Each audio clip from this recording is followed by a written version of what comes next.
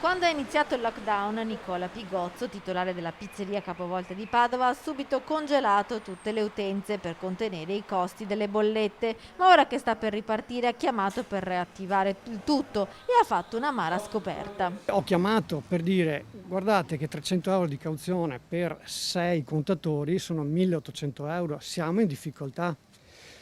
Quindi sono disposto a rateizzare e a pagare eventualmente le ultime bollette arrivate con carta di credito, toglietemi per cortesia la cauzione.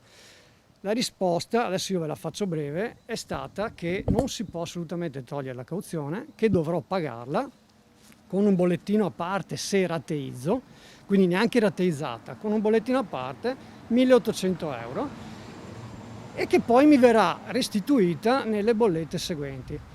Ma voglio dire, il problema ce l'abbiamo adesso. 1800 euro da pagare subito senza considerare tutti gli investimenti da fare per permettere la ripartenza in sicurezza di dipendenti e clienti. Nicola si è rivolto alle banche per chiedere gli aiuti statali, ma ad oggi non ha visto un centesimo. Un mese e mezzo fa abbiamo fatto tutte le richieste, che poi con varie integrazioni, ogni settimana c'era un'integrazione da fare, e al momento, oggi è il giorno 13, ho chiamato la banca anche questa mattina e mi dicono che loro non hanno autorizzazione per darci questi 25.000 euro famosi. Per ripartire c'è bisogno di liquidità per pagare le vecchie fatture ai fornitori, per comprare le materie prime, gli strumenti per la sanificazione degli ambienti e per posizionare barriere di plexiglass sui tavoli.